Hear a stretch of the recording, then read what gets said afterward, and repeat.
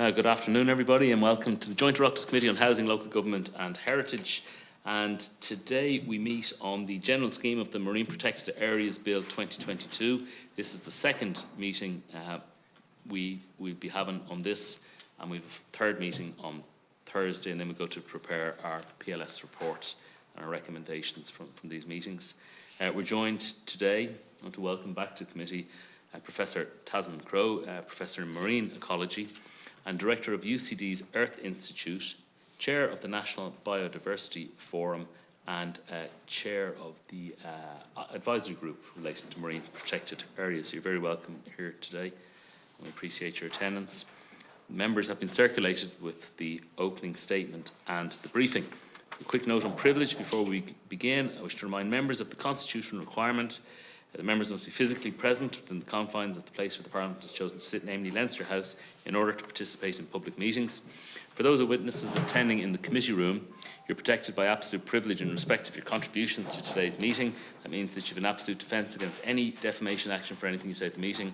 Witnesses attending the meeting remotely are not afforded absolute privilege, but members and witnesses are expected not to abuse the privilege they enjoy, and it's my duty as Chair to ensure that this privilege is not abused. Therefore, if your statements are potentially defamatory in relation to an identifiable person or identity, you'll be directed to discontinue your remarks, and it's imperative that you comply with any such direction. And members and witnesses are reminded of the long-standing parliamentary practice to the effect they should not comment on, criticise or make charges against a person outside the House or an official, either by name or in such a way as to make him or her identifiable.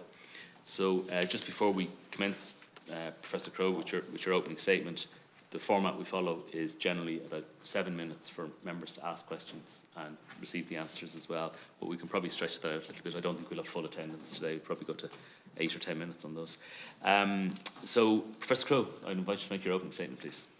Thanks very much, Chair, and thank you for that introduction.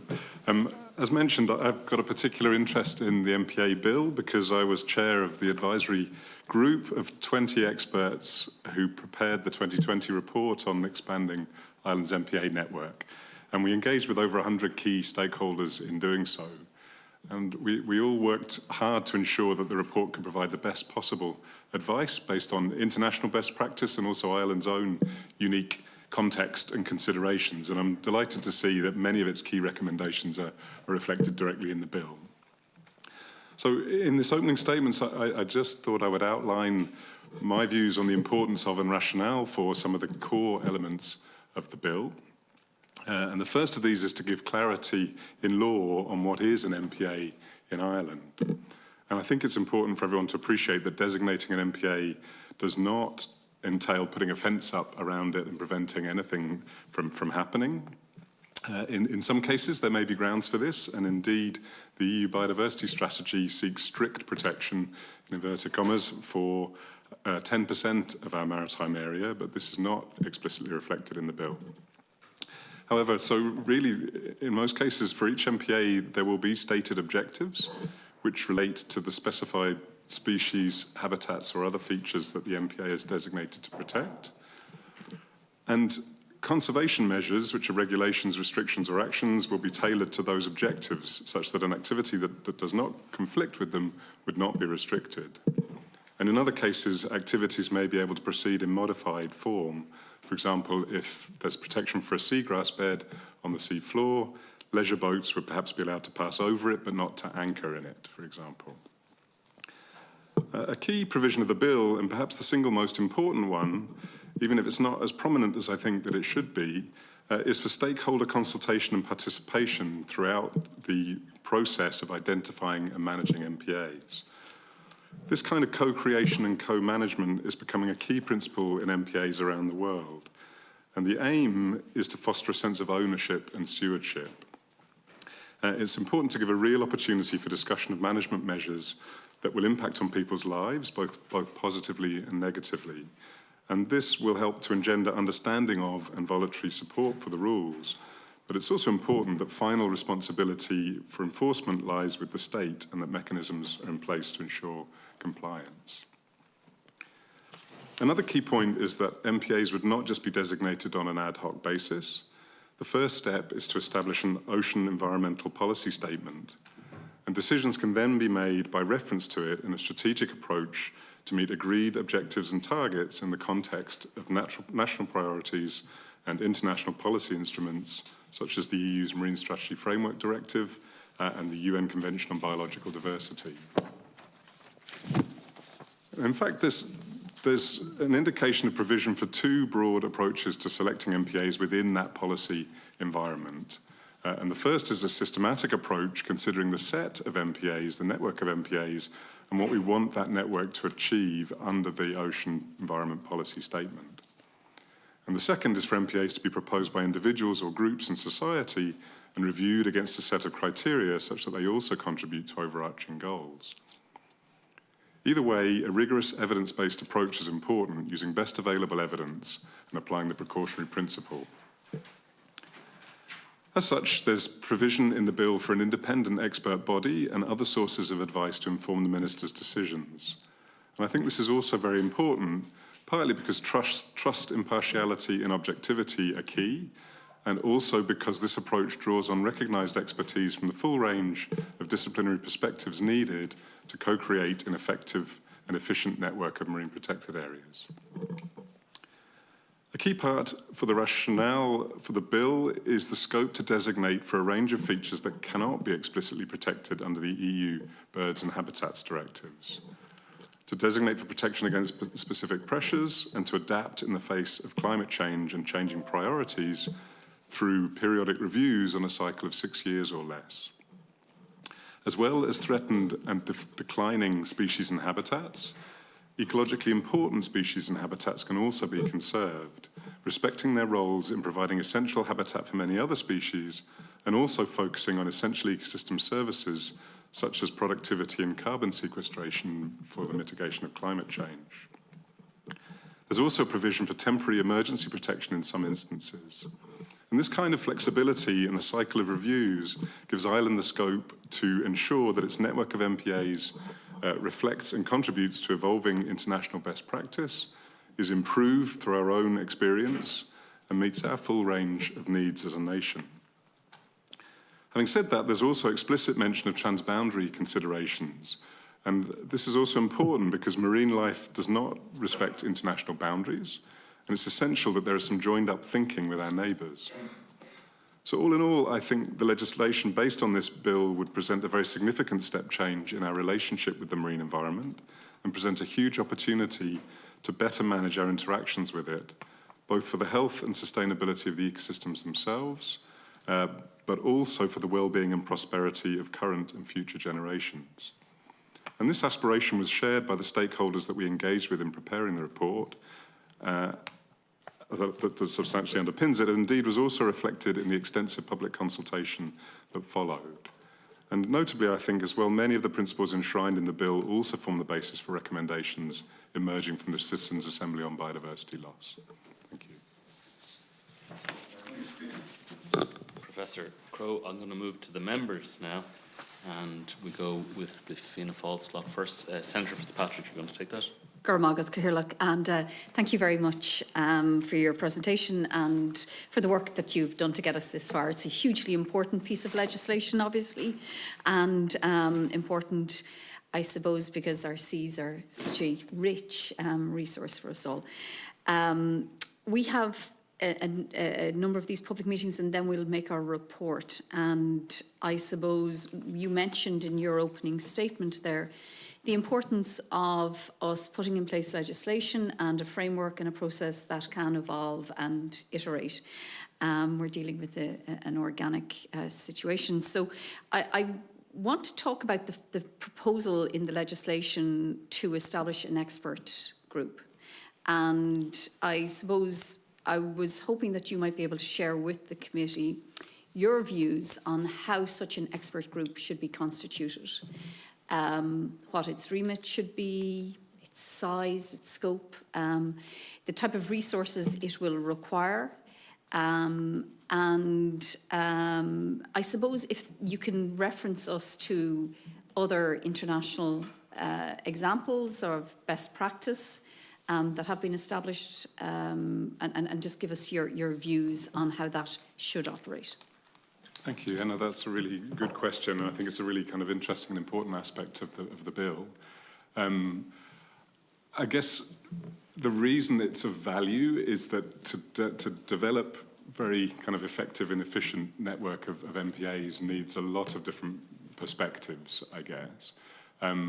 So in terms of its constitution, I would think a model that's similar to the expert advisory group that produced the report in 2020 would be appropriate, in that we had a mixture of experts from the kind of natural and oceanographic sciences, concerned with the biology and the ecology and the environment the organisms and the features operate in.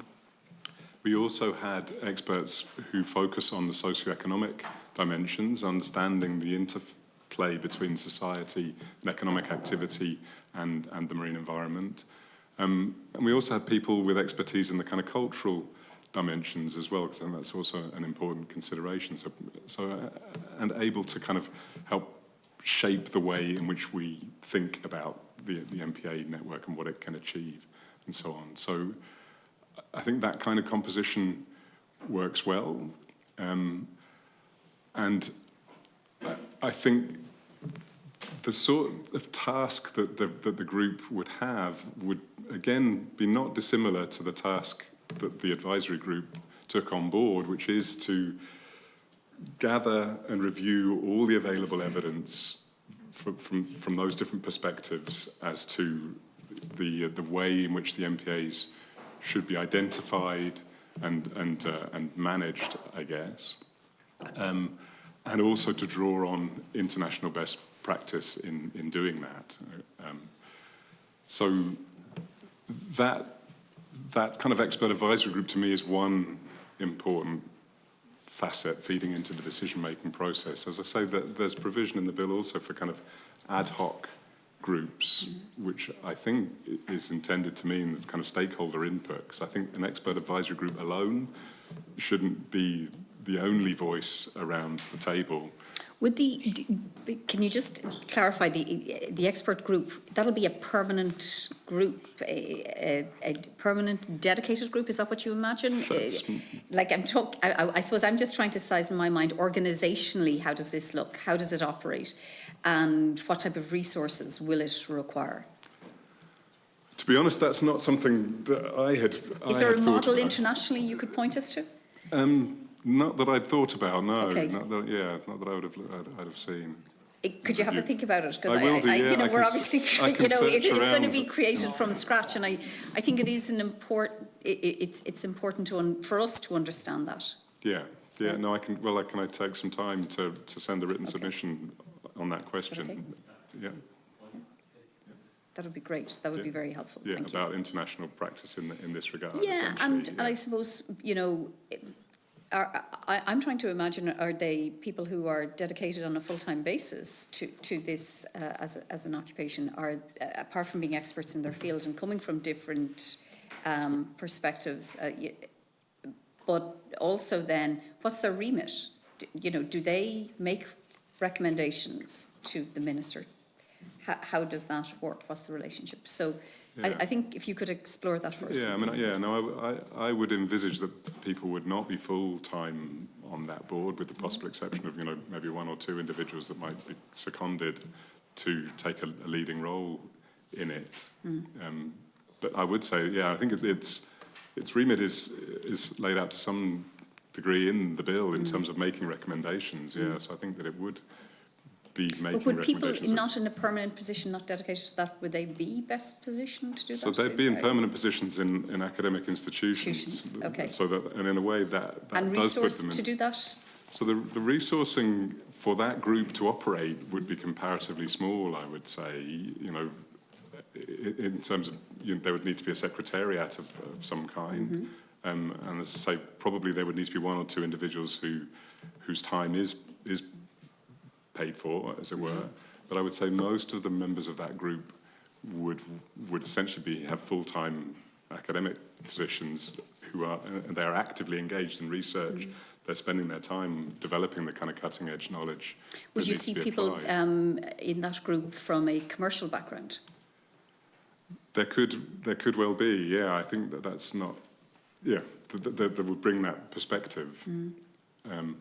But yeah, and then they would, if there were commercial people on the group, then they would need to be remunerated for sure. Yeah. Okay, thank you. I'd envisaged it, as a sort of an academic group primarily. But that's not my vision. It's not my vision. And there that's isn't, in place. and I suppose then, if you can come back to us with an example of an international scenario that is working and that is best practice. Thank you. Thanks, Senator Fitzpatrick. And I think Head 16 kind of covers a little of what you were talking about, but I think the question on, is it a permanently working advisory body, or is it something that comes in from time to time and constitutes it that way? Okay, thank you. I'm going to move on now to Deputy O'Brien, please. Chair, thank you. Professor Crowe, good to see you again, and thanks for your presentation. My series of questions are following on from Mary's, because the general scheme, I think, while very welcome, is a general scheme. So there's a lot of detail that's not in it. And I think part of what we're hoping to do here is, through the various hearings, start to fill out what that detail might look like, so that that feeds its way not only into the bill, but into the bill's implementation as well. So there's about kind of 9 key areas of the scheme. We've been just speaking about one, which is the expert body. But I'm wondering if you have any kind of knowledge or experience or opinions, particularly drawing from international best practice, on some of the other themes of the bill, in terms of what would be the best thing for us to do to go from what's in the scheme to the kind of the real life marine protected areas kind of architecture, etc. So those kind of key themes for me are obviously that whole issue of public engagement and co-creation. So in an ideal world, from your knowledge of how this operates in other jurisdictions, what's the best way to do that? I suppose that's question one. The second is obviously the policy statement, because that's crucial to ensure that we have a proper kind of plan-led approach. So again, from your knowledge of other jurisdictions, where has that worked well, and where should we be looking to follow that? Obviously, there's the designation process itself, and do you have any information from other jurisdictions about how that has actually operated in real time and in the real world? There is an issue around existing authorisations, and there's a provision in the general scheme whereby existing authorisations that may not actually be consistent with the conservation requirements could still be allowed to continue. We had a fair discussion with the officials last week about this. Again, are you aware of other jurisdictions or other EU member states where they've managed that kind of tension to have the strongest possible conservation of our marine protected areas, but where they have those kinds of provisions where certain types of existing authorisations and activities could be permitted? We had a big conversation about enforcement, who does what and how to do it, and it's very complicated the way in which the department set it out for us. And when you add in the management authorities and the kind of range of management authorities, it becomes quite a complex area to understand and navigate. And again, do other jurisdictions have a guide to how we could follow those? And then the last two are monitoring and restoration, because you mentioned the monitoring in the 6 years, etc. But we had a bit of a discussion around, what should we be monitoring? The network, should we be monitoring the individual MPAs? Who does it? How do they do it? Etc. And then the restoration, both in terms of existing designations, where when the formal regime is introduced, do we start to identify problems where the existing designations haven't been adhered to? How do we make sure that restoration isn't something that is possible, but is required where it needs to be done? So if you have reflections on any of those, particularly from countries that are already ahead of the game, you and I have spoken about some of those countries before, anything you can share with the committee would be very welcome. Thanks very much. I'll try and pick up on a few of those. I made a few notes as you were going along. So, so the stakeholder process, I guess, there would be a number of examples where effective engagement with stakeholders has made a sort of real step change in the effectiveness of individual MPAs in particular, where there's a kind of a co-design process. It goes back a very long way. Actually, one of the earlier examples was from the early 90s in Chile, where academics and state agencies and local fishing groups got together around the table and talked through what needed to be done. Previously, any attempt to modify and restrict fishing had failed. People just weren't interested. They weren't compliant with any regulations that were put in place. But there was a process of kind of agreeing on what needed to be done, exploring the evidence for how it needed to be done, and bringing people on board with participating in that. And that generated a kind of world kind of first, in a way, of really effective co-management. And since then, it's been picked up in lots of other places And I think I was at a meeting in Europe, in Brussels last week for a new kick-off of a project called Blue for All, which is looking at the best practice around Europe and trying to come up with a sort of universal blueprint for co-creating effective and efficient MPAs. So more work will flow from that over the coming years. But there, for example, it was highlighted that in Spain now, I think stakeholder engagement has become mandatory in quite a structured, formal way in designating, in identifying and developing the management measures in marine protected areas.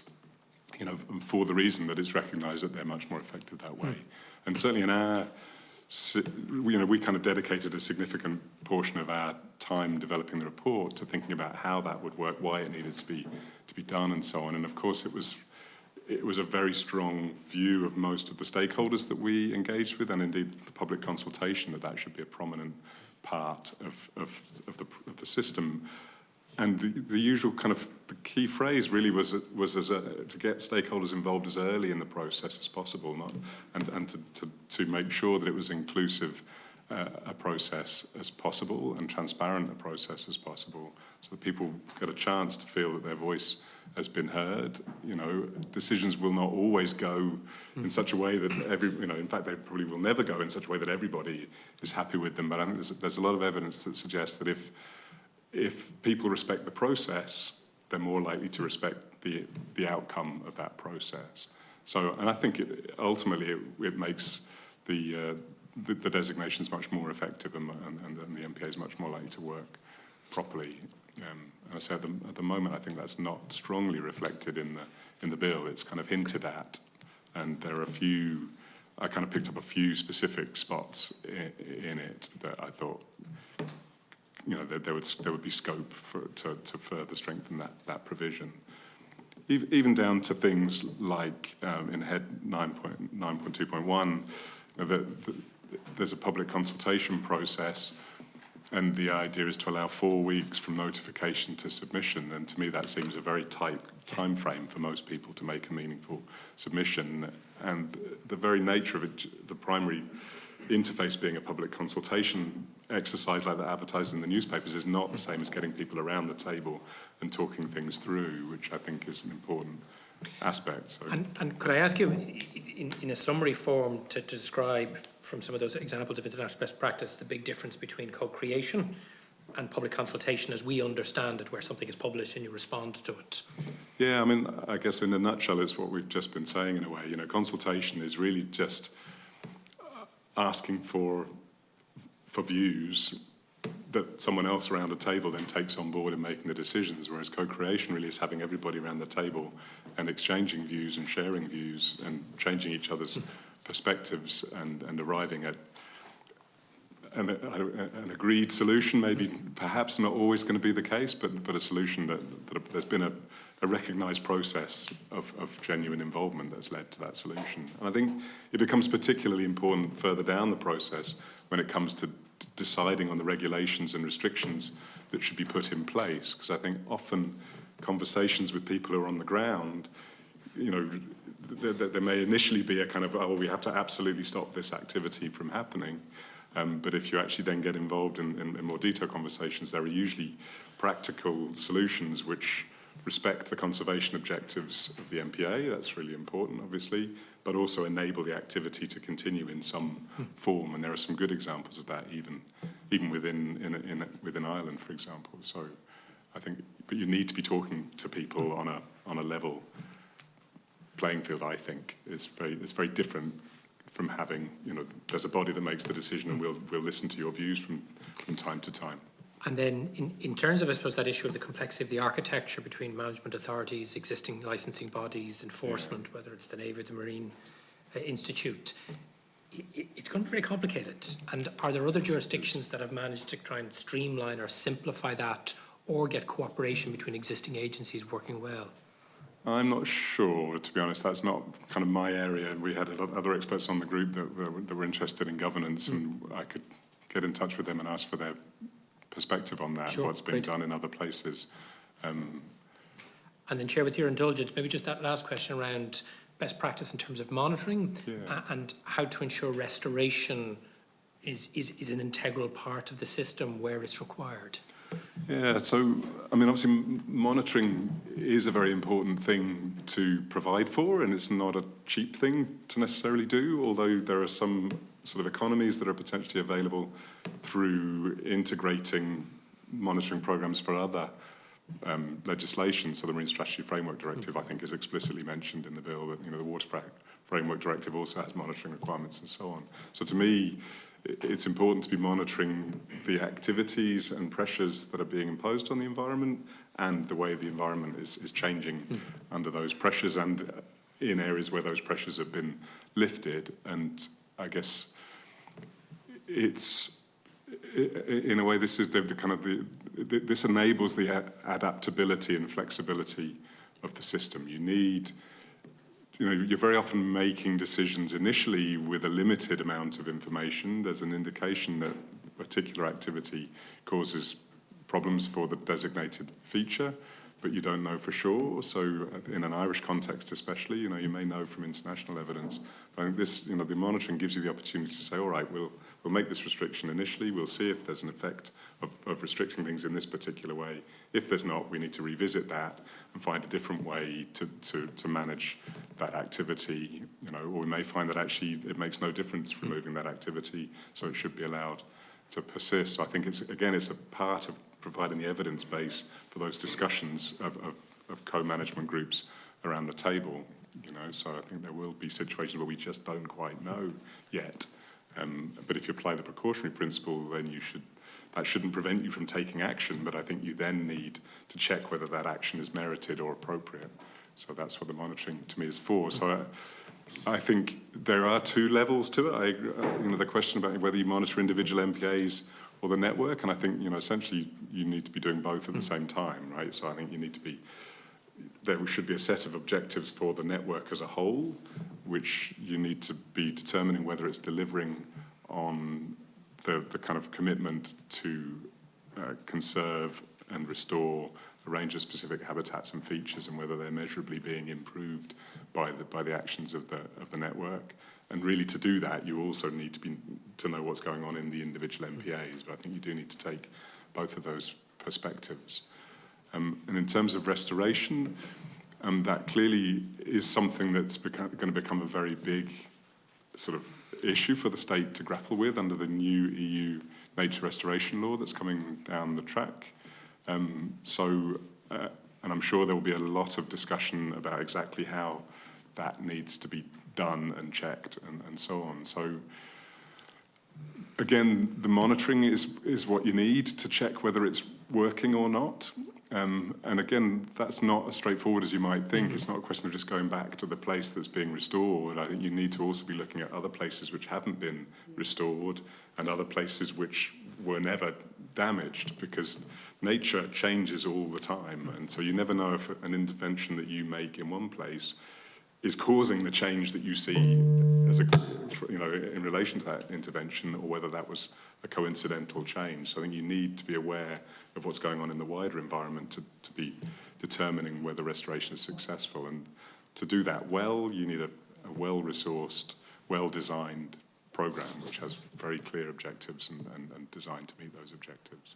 Thanks, Professor Crowe. And there's a couple of issues that you raised, Deputy O'Brien, that we didn't get to, so we'll come back to them in a subsequent round. But just to note that that issue around the 4 weeks, we did raise that with the department last week, and they did commission to, well, they did say that they would look at that. And I do think if 20, 30 targets to send a 4-week consultation to an 8-week, I don't think would be critical. So it's a good point. Deputy Higgins, you're going to take the next slot, please. Thank you very much, Chair, and thank you, Professor, for being here with us and sharing your expertise. It's really fascinating learning, I suppose, about what's happening in other jurisdictions as well. And I suppose just to say well done in terms of the recommendations of your 2020 report and how many of them have made it into what we're talking about today. I find the co-creation element that you're discussing just fascinating. Like if we could take that model and operate it everywhere, I think we'd have a much more rounded society and a lot of trust in planning processes and decision making, but unfortunately we have a lot of constrictions and restrictions. But I'd really be interested in learning a little bit more about how that works on a practical level. I know Senator Fitzpatrick asked about international experience, and you have examples of that you can talk us through at a later date or send on afterwards. But I suppose a lot of this is about learning from what's working in other jurisdictions, also what's not working, and making sure that we're fine-tuning this in a way that is going to achieve the objectives and to really be as protective as possible. And that's why I guess that international element is just so critical. You mentioned in your opening statements about the first step of everything really being is to establish an ocean environmental policy statement with the overarching objectives and targets at a national level. And I guess I'm just wondering, can you tease that out a little bit for me and tell me what that would look like, what those objectives would be, who'd be in charge of meeting them, what kind of timeframes we'd have around them. There are, as you've so eloquently outlined, a lot of complexities in relation to even I suppose the comparison in between areas, because it's never a direct comparison to see what effect this has when it comes to nature and the marine. But in terms of those actual objectives of that statement, how that would look, any other information you can share with us in terms of international experience that we should be taking on board here and baking into this, and just a little bit of I suppose a bit more, if you could delve in a little bit deeper on the co-creation side of things, just to give us a little more indication as to how on a practical level that would work. Does that delay decision making? I mean, I think it would lead to better decisions being made, but at what cost, and how do we make sure that this is that's achieved, and that's achieved in the best possible time frame? Thanks. Yeah. So in terms of the kind of ocean environment policy statement, first of all, again, I'm not party to the architecture that's envisaged in that, but I would envisage that it would strongly reflect the international obligations and commitments that we've made. So, for example, the 30% by 2030, of which 10% should be strictly protected, I would envisage that would be a very clear objective in such a statement. There are also kind of ecologically coherent is one of the kind of phrases that is frequently used in relation to networks of marine protected areas, which is what we're talking about really at a national level, and that has aspects to it. So essentially, it would be a process of identifying the features that one wishes to protect, and there needs to be agreement at some level on that. So which species, which habitats, which ecosystem services, which biocultural features are we concerned to conserve? And for many of them, there are very clear-cut objective grounds already for putting them on such a list. So they're already listed on the IUCN red lists, but they're not protected under the Habitats or Birds directives, for example. OSPAR, the Oslo-Paris Convention, which is kind of responsible for management of the marine environment in the Northeast Atlantic, has a list of threatened species and habitats that's been derived through extensive kind of evaluation of evidence and so on against transparent criteria. So those clearly have a good argument to be in place. It would also, but there would be other priorities at a national level that we may wish to adopt. For example, to make sure that we're making the best use of our environment in mitigation against climate change. So carbon sequestration might be a high priority. We might specifically wish to conserve habitats that are very effective in carbon sequestration. The kind of ecological coherence is question then is, once you've identified what you're looking to conserve, then it's a question of saying, okay, what does the evidence suggest is the minimum amount of that particular kind of habitat or species that you need to conserve? How big do the areas need to be? How well connected do they need to be for it to be a viable, ongoing concern? So there are kind of properties of a network that capture those kinds of aspects. So, and how much replication do you want? Do you want just one piece of that habitat, or really do you want two or three, because you don't want to risk that one piece being destroyed, and that's all the other pieces being destroyed, and that being the only one left, and so on. So to me, it would likely have those kinds of provisions in it, targets and clearly stated kind of levels of those kinds of parameters in it, and that would guide then the process of choosing the protected areas. What was your? Is that a reasonable answer on that question?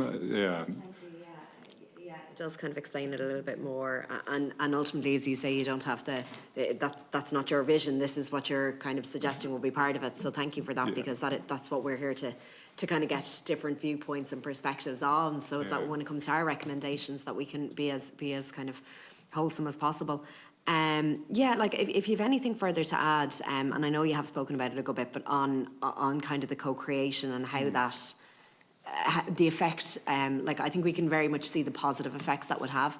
What are the drawbacks to it, and how do we minimise the negatives? Yeah, no, okay, so that is a really good question. I think that concern that it may slow everything down is perhaps what's behind things like the 4-week consultation period and so on. And I think there are a number of compelling reasons for urgency. I mean, we really are in a biodiversity crisis here. We can't be dragging our heels for too long. Things are being driven rapidly downwards. We're also facing an urgent need to ramp up our renewable energies supply, so we do want to be able to make some decisions very quickly.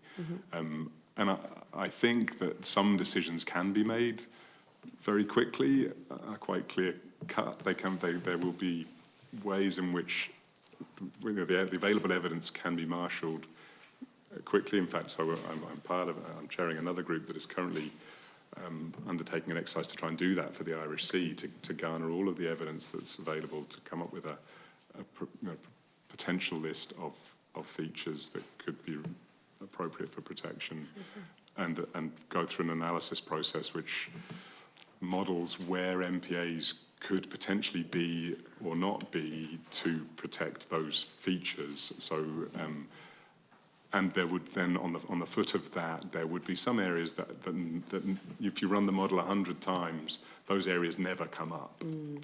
So very quickly you'd get an answer that there are certain areas in the Irish Sea that will never be important for conservation. So you can make a quicker decision in those cases. Okay. There'll be other areas that probably will be bolt-on, iron cast. They come up every time. They protect some of the most sensitive and valuable features. Those probably won't need that much discussion either. But then there's a big spread in between where you could reconfigure the network somewhat to move it around particular areas of interest for stakeholders who you could consult to discuss that. You could present a number of configurations of MPAs and explore with different stakeholders which ones would really present the biggest challenge to them and their industry or their community, and which ones would actually be less challenging and still enable you to meet your overarching objectives. So that would be the kind of process that I could envisage. Yeah, so you'd nearly have them graded or categorised and be able to make those kind of quicker decisions effectively on the simpler ones where there's less to debate. Yeah, absolutely. And I think that there is also a difference between things going on in the nearshore environment, which are very complex. They have lots of different stakeholder interests. I think it's very important to have really extensive discussions in those spaces.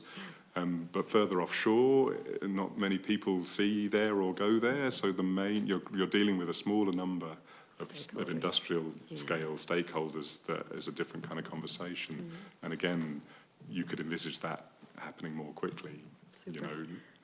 And then just in relation, I know you've kind of given Senator Fitzpatrick that commitment already, but just on the international stuff, I'd be really keen to understand a little bit more about what is best practice and maybe things that haven't worked elsewhere as well that we should avoid as pitfalls.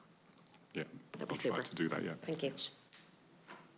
Thanks, Deputy Higgins. I'm going to take the next slot now for Green Party, and it might be a very obvious question, but the area we're talking about is the area that we've defined under the Maritime Jurisdiction Act. So that, what we sort of describe as our sea area being 7 times our land mass area. So does that put a lot of pressure on us compared to a country might have a large landmass but has a small sea area, and they're 30% designations. Can you talk about the contrast between those two, the challenge of trying to do that on such a large scale?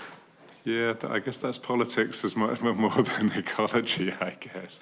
But yeah, I mean, I think the EU will be putting pressure on Ireland to designate as much of, because obviously that 30 by 30 in a European context is for the whole of the European area, and member states that have much larger areas can contribute a lot more. So I hesitate to comment on the politics of that's fair enough. I just the pressure that comes with it. But I mean, I think we do. I think we do have an opportunity, particularly in the offshore area, to designate some substantial pieces of space. Yeah. And just for clarity for people that may not, I don't know, inshore versus offshore nautical miles. Different people draw different lines, but you could, there's been recent significant discussion inside 6 nautical miles about different fishing practices that should be allowed or not allowed. But we have 12 nautical miles is another line that is potentially useful to think about in that sense, because that's our territorial waters, which we have complete control over, except for people moving through it. Whereas outside that to 200 nautical miles, that's we're member state within the EU. There's a discussion around things that we do to manage that space, and that's quite a complicated discussion sometimes, I think.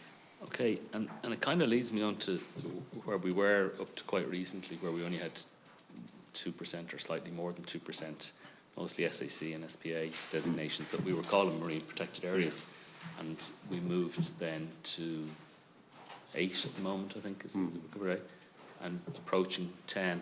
And then we want this target of 30 by 2030. So we often say, who's the best at this? What's the best international practice? Who should we compare to? Is the opportunity here for us to say, actually, do you know what? We'll be European leaders on this.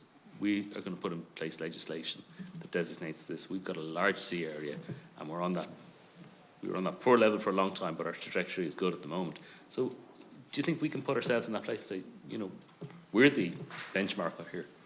I do think we can do that, yeah, no, absolutely. And I kind of modified my opening statement a little bit to reflect that. I only the written one was only put together in a couple of days. But yeah, I do think we have that capacity to bring that kind of agility and flexibility to the situation and to take a leading role in international best practice. I mean, as I said, I was in Brussels last week at a EU project meeting which had members there from the IUCN and from OSPA and from HELCOM and from leading universities.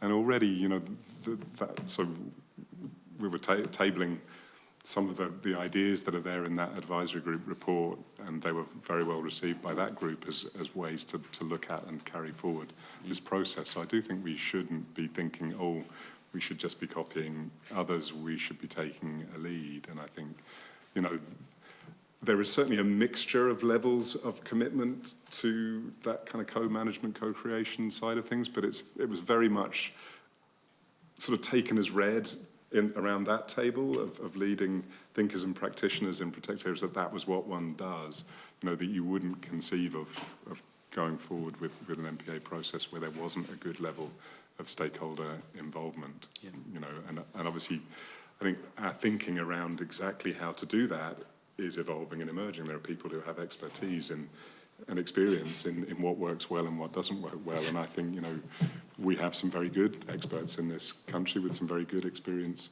of doing that. So I think we are in a position to establish innovative practices that others will follow, Okay, that's good. And just on the advisory group, so today's meeting, we were intending to invite yourself, obviously, but to invite what I would kind of loosely classified as user groups. So fishers, for example, or commercial, so Wind Energy Ireland were going to go. Unfortunately, neither of those were able to attend today.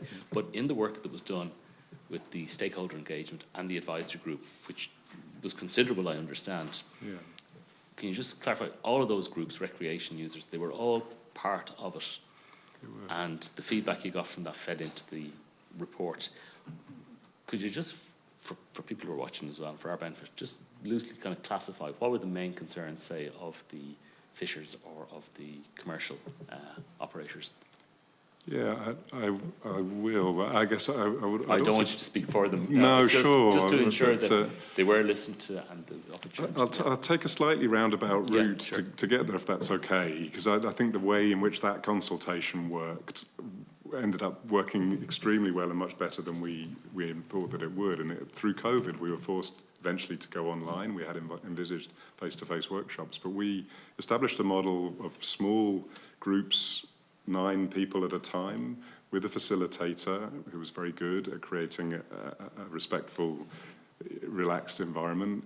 We made sure that those groups were mixed, so we had people from different perspectives, from NGOs, from fisheries organisations, from recreational organisations, and so on, around the same table. And there was a structured kind of approach which allowed everybody, which required everybody to speak into that space, and people became comfortable speaking into that space.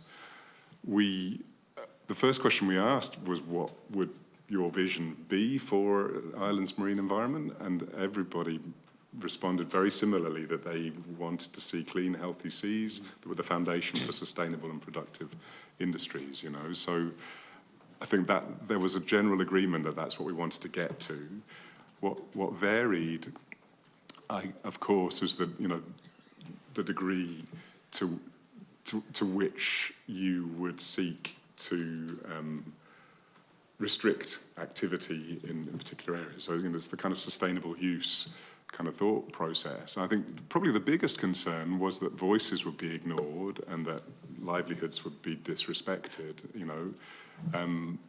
I think there was a sense that there's a lot of knowledge and experience and sort of commitment to stewardship in the fishing community that we should be drawing on in developing the plans that we develop.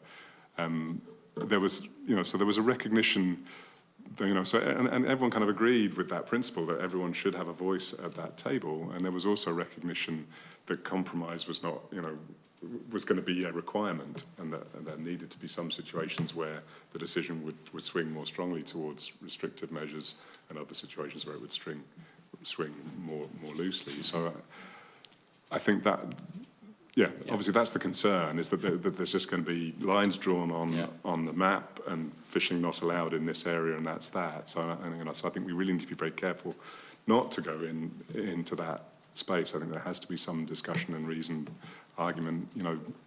Compensation and facilitation of alternative livelihoods was also talked about as something that should be considered in those kind of situations. Okay. Yeah. And I guess it's an understanding of the constraints that the fishing community operates under, So there can be sound kind of ecological reasons for doing a certain thing, but you could do it a bit differently and still enable fishing to be cost effective. And it is a difficult job and an uncertain job a lot of the time in fishing, so I can really understand what might be perceived as further barriers or further difficulties to what already is a difficult Absolutely, yeah. No, for sure. But I suppose it was very broad. There was, all voices were listened to and heard, and that. Yeah, okay. I think that's important. And sorry, just briefly back to the point I think Senator Fitzpatrick, Deputy Higgins made. If you would be able to just very, very brief, come back to us with those points that you raised. I know you said in head 9, 4 weeks, but if there's other things that stick out in the general scheme, as in where we could improve public consultation, a proper public consultation, I think that'd be very helpful for us. And I've only 40 seconds left, so it's probably a difficult question for you to answer, but I'm interested in the MPAs for carbon sequestration as well. We obviously have this forestry challenge and our land use challenge in the terrestrial environment, but massive potential and opportunity probably in the marine area for carbon sequestration as well. And we might come back to that afterwards, because I need to be strict with myself as everybody else. Absolutely. Yeah. I'm going to move on to Senator Bowen now, please. Thank you, Cahill. Firstly, I want to welcome Professor Crowe here today, and to say clearly I've read a bit about you, and clearly you have a lot of experience in this, and I know that you were chair of the expert advisory group, and I thought that was very interesting, and I had a look at the 60 recommendations, and I'll be touching on them in a few moments with you. But I suppose just going back to your statement that you submitted to the committee that we would have read, and just to take up some of the issues there, I think point 3 you make, I don't think I know, point 3 is you talk about the key provisions in the bill perhaps being the single most important is the stakeholder consultation. You play very much strong emphasis on that. And also in your advisory group work, I see from some of the published work there, the heavy emphasis on consultation. I think it's a positive one. I'm delighted to hear that you're saying that too, because that's, people I know involved in this said it was a very meaningful engagement. And it's a very broad group of consultees, and there's that word flexibility, but we can't throw, flexibility can be so flexible, and then there comes a point it breaks and it's not doing what it's meant to do. So we have to be very careful when we use language like flexibility and we're trying to accommodate everyone. We're simply not going to accommodate everyone. I think that's the reality of this debate. But touching on what the Cathaoirleach has already said, just can you cite international best practice? Is there particular areas international best practice that we should be following? Maybe I'll tee off with the questions first, and you might take a note of them and then answer them if you can. You talk then on point 8 in your submission to us, you talk about the transboundary considerations, and you rightly say that maritime life does not respect international boundaries or waters, and is essential. There has to be some joint up thinking with our neighbours. You might share us what you mean by that. I mean, we all know what you mean. Have you something in our immediate neighbours? Is there something of particular concern across the border, within the United Kingdom, whatever? Our nearest neighbours, and I think that's an important issue. And then, of course, the islands, etc., around it. But I think it's an important issue, and you might just touch. Are there specifics you want to bring to the attention of the committee? Point 3. Is, the principles enshrined in the bill form the basis for recommendations. Oh yeah, the Citizens' Assembly on Biodiversity. And of course we've heard a lot about that in very recent days. And again, is there anything there jumping out that we've missed? Because the legislation clearly was published before this has completed its work. I looked at the MPA, the Expert Advisory Group, of which you convened you were chaired of it, and I think it started in 2019. And I suppose the purpose of the review, and you make the point, is scientific, economic, it's legal, it's social aspects, and in terms of expanding the network of MPAs. And you had 60 recommendations there, and some of them are clearly being included, and we've moved on from some of it. But were there any ones jumping out that you felt are not adequately covered in this piece of legislation? Without over-analysing it, is there anything that immediately jumps to the fore and says, we've done a lot of work, we made 60 recommendations, and I'm disappointed as the former chair of the Expert Advisory Group to see that those weren't particularly included. And finally, I want to talk in terms of the pillars, particularly the environmental pillar and engagement around that, and the Aarhus Convention. And we know the significance of the Aarhus Convention in terms of public participation and in decision-making and access to environmental matters. And this is really, really important, and it's an issue that keeps coming up here and in other committees. And how do you feel this proposed legislation squares up with our obligations under the Aarhus Convention? Thanks. Thanks very much. Yeah, so those are a really good set of questions there. And so I'll start with the transboundary considerations. And I don't think there's a specific example that I would bring to mind, but in the work that we're currently doing, giving some consideration to the Irish Sea, for example, if your concern is to conserve a particular species or habitat, and it's either already very well provided for in the Western Irish Sea or currently not at all well provided for in the Western Irish Sea, that should influence our thinking about what we do in our jurisdiction, So in many cases, those habitats and species directly straddle the kind of political border, but are biologically distinct. I think we have to be, but we also can't say, there's a marine conservation zone on the other side of the border, that's all taken care of now, because it still comes down to exactly what measures are being taken within that protected area on the other side of the border. So again, I think it's not a quick process. There's a process of discussion and dialogue that's important there. So I think that's evident. And the other way in which I think we need to think in terms of transboundary considerations is that we are part of OSPAR, and we're part of Europe. Our SACs and SPAs are intended to contribute to the Natura 2000 network, which is supposed to have network properties as a whole.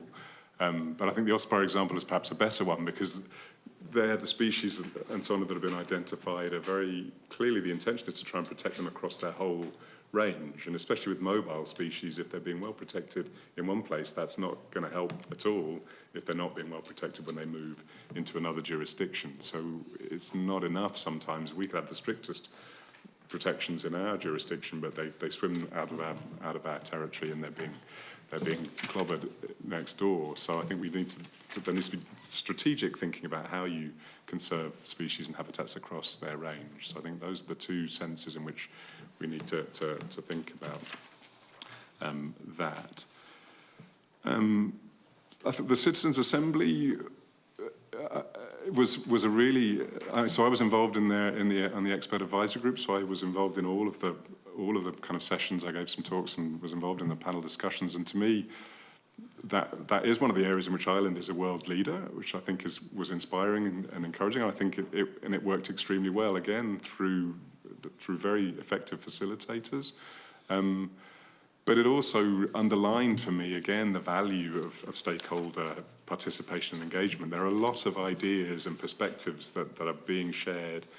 People are coming away, people are coming away sometimes unhappy, sometimes happy, but there's a general sense that it's worthwhile to be talking things through, and I think there are a lot of, kind of great thoughts and ideas that flow from that. So I think that's an effective kind of approach. In terms of the bill and kind of that noticeable kind of gaps in relation to the recommendations of the advisory group, it was really just the stakeholder engagement side of it that I thought just wasn't coming out very, very loud and clear. My sense is that the ad hoc groups that are provided for, there's one place in which it's specified. I made a note because.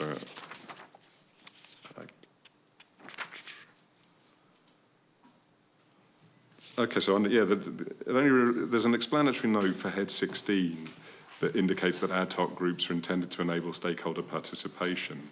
But the ad hoc groups are mentioned much earlier under Head 5 and Head 3, and indeed under Head 8.4 as well. And so to me, those are all places where they relate to different steps in the process, and they are all places where I would think it's very important to get that stakeholder view, but it's not explicitly stated. If I was a stakeholder reading this general scheme, I would not have seen my name mentioned, as it were. So to me, there needs to be some wording that sort of says including stakeholder participant, including ad hoc groups, including stakeholders. For example, could you come back to the committee with some language on that? I could do, yeah. I I made some notes on that. Yeah, for sure. I'm just conscious of time. The open access, the whole issue, what you call it, the Aarhus Convention. Again, so that struck me, or the kind of. The environmental pillar you particularly kind of mentioned, and again, I thought there was another head, 10.4, which allows objections to be raised after publication of the notice by selective groups who are individually notified. And it did strike me that list is of groups or individuals with a specific economic interest in the area that's potentially going to be designated. But groups like NGOs and community groups, and recreational users. What head is that, sorry? That was 10. That was 10.4. Yeah. So, they're bracketed with the general public consultation, which has 4 weeks, and whereas this under 10.4, there's 12 weeks available for input. And I think that should also, in that kind of period of time, is necessary for NGOs to be able to formulate a response. They are incredibly busy and substantially voluntary people. But I agree. So the principle of transparency to me is critical here as well. I really think that there has to be transparency throughout the process. Thank you very much, Carla. Thank you, Professor. Thanks, Senator Boyne. I'm going to move now to Deputy O'Callaghan, please. Thank Thanks, Chair, and thanks, Professor. So just following on from that, just your opening statement, Section 3 says a key provision of the bill, perhaps the single most important one, is for stakeholder consultation and participation throughout the process. And you go on to explain the importance of co-creation. I mean, reading that, it almost sounds as if you feel that the bill does allow for lots of co-creation and stakeholder participation, but your comments just there suggest actually that's a key weakness in the bill. So you might just clarify. I will, yeah. Which is it? Yeah, and so I think it allows for it, but it doesn't demand it, you know, is the way I see it. So the word may is used in relation to the ad hoc groups rather than shall, for example, you know, so and the ad hoc groups are not specified as being stakeholders. So to me, it does need to become more transparent. So I guess I read it with a more optimistic view the first time, and I had 2 days to write my opening statement, and then in preparing for the meeting, I've looked at it with a really more microscopic lens, and I'm not happy that the word stakeholder doesn't explicitly appear. I could see, when I read it the first time, I could see there was the opportunity, but to me it needs to be strengthened into a requirement, and it needs to be more explicit that there's stakeholders intended. You know, the language suggests that maybe those ad hoc groups could just be other experts, but I think we need to me, the bill needs to have a more explicit mention of stakeholders and what kind of stakeholder groups may need to input to the process, perhaps. I don't know. Okay, well, and thanks. And that sort of input is very useful for us considering in terms of our pre-legislative report, because we need to look specifically at the heads and see are there particular areas that need to be tightened up. And just to extend on that, just head 7, the identification of potential marine protected areas. My reading of that is, you know, that's a fairly top-down process. The Minister does it. There's the 4 weeks. I think we all agree that 4 weeks isn't an acceptable amount for public consultation process.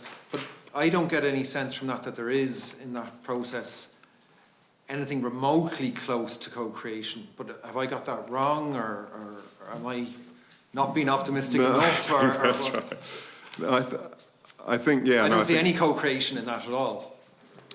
Yeah, no, it doesn't jump off the page, that's for sure. And I think it kind of goes back to those earlier sections where I think it's the establishment of an expert advisory group and ad hoc groups. And if there's clear specification that the ad hoc groups should involve stakeholders, and then there's more mention of the ad hoc groups in that process, then I think it would do that. But at the moment, it's not very clear. I agree, it does look very top down, and the idea of public consultation rather than engagement and participation, I think needs, to me, is a gap, yeah.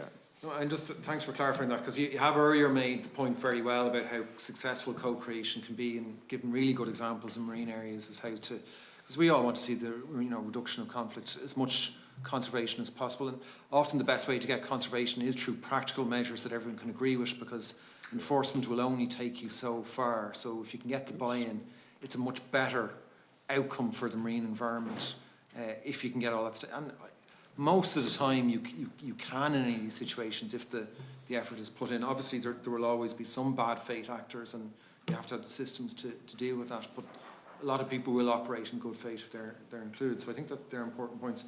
Just wanted to ask you about the and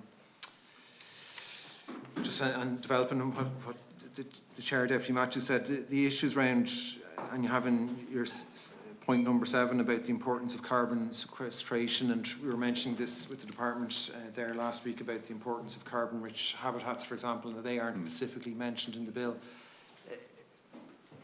Look, just because something isn't specifically mentioned in the bill doesn't mean it can't happen, but given the importance of carbon-rich habitats and carbon sequestration, is that one of the things that should be more explicit in the bill, or do you have a view on that, or is it okay that it's not mentioned? Or yeah, I'm not sure. I guess it depends a little bit on the machinations behind the scenes subsequent to the act being put together. Yeah, it is.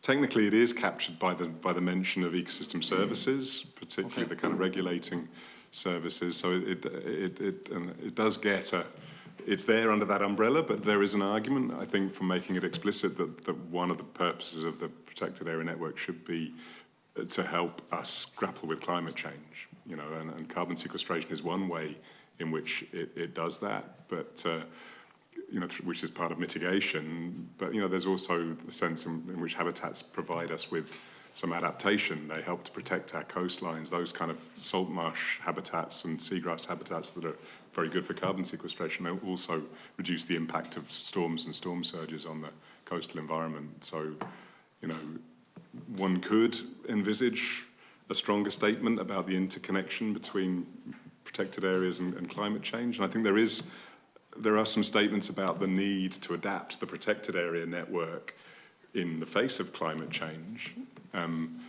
which I think is important as well. You know, that's something that is recognised, increasingly recognised, that, you know, you designate an area in one place now, but actually climate change is such that the environment there is shifting and the species are moving elsewhere. So that provision for review to be able to revisit and change the designations, I think, is important. But yeah, no, I don't know enough about the political process to know how to answer your question directly. But I think technically it is covered under ecosystem services, but one could specify it more explicitly. I think, you know, I think people would see value in having marine protected areas connected to climate change, which they very much are.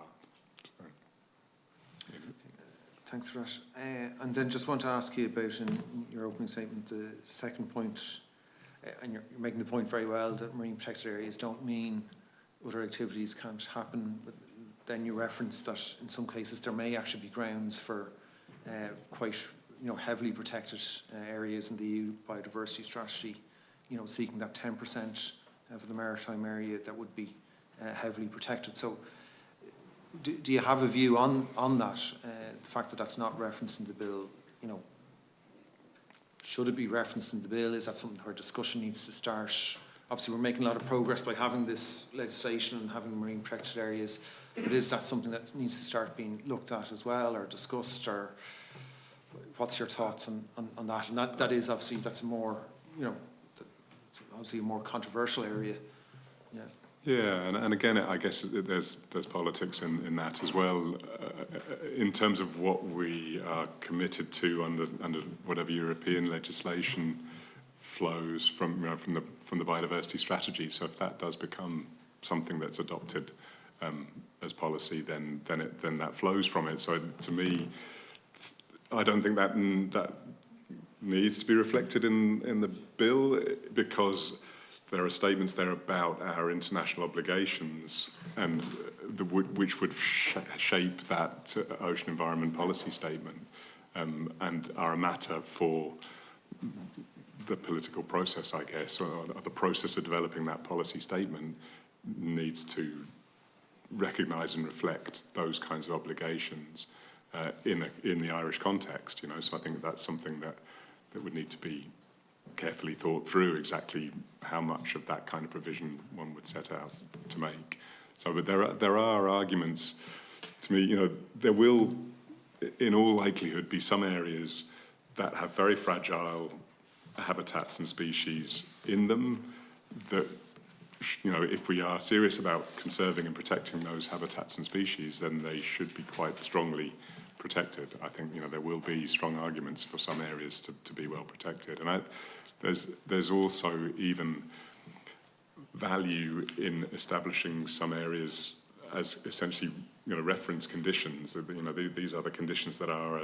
This is what our environment could be like under these circumstances, and I think, you know, there may be some particularly rare features that if we lose that feature, that's the only example of it in Irish waters, I think that they may merit very strong protection. So I think there will be some cases where that is merited on you know, scientific and conservation grounds, but then there's a process that decides exactly what level of protection should be afforded to them. And can you give us any kind of a sense as to what sort of time frame we might be looking at in terms of getting there, to identifying some of those areas that need heavier levels of protection and identifying them and creating that kind of that baseline? And where are we on that? Yeah, I'm not sure. And for the whole of the maritime area, to me, that, you know, I'm picking numbers out of the air a little bit now, but, you know, I think there's talk about a process being completed within a year of the Act being enacted, and I think that's not unreasonable that the science side of it could be done in that kind of time frame that presents a case for particular areas being strongly protected. But to me, you know, the important other side of it is the sort of stakeholder engagement side and the decision making around exactly what can and can't be done without major impacts on people's livelihoods. So I do think that there needs to be some process of discussion that is additional to the science, as it were. And just very briefly, Chair, just so is the information on some of those areas that need to be very much more heavily protected, is that information already there? Is that? I don't have it to hand as such, but I'm sure there will be people would be able to point to those kinds of areas. And we're involved in a process now of a 4-month deadline for the Irish Sea, and I would think that at the end of that process, that we may well have identified some areas that are that would meet those criteria, shall we say. So I think that I'll ask again at the end of April, and there may be some more specific answers for a segment of the Irish Sea, you know, of our maritime territories, you know, the Irish Sea part of it. But, you know, to do that properly for other parts of the maritime area is going to take longer again. Thank you. Okay.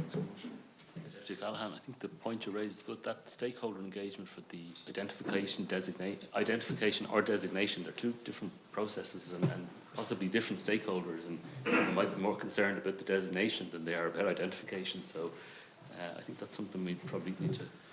Yeah, no, I agree. Yeah, I think there are several points at which you'd really want to take a stakeholder view on board, yeah, and the identification process is part of it. And in fact, you know, the provision in the bill for stakeholders, you know, essentially anybody to propose, to identify a potential MPA, I think is a valuable part of the legislation. But then there's the provision for that kind of filtering process of saying, all right, which of these do we really want to stand over? What will the regulations be within them?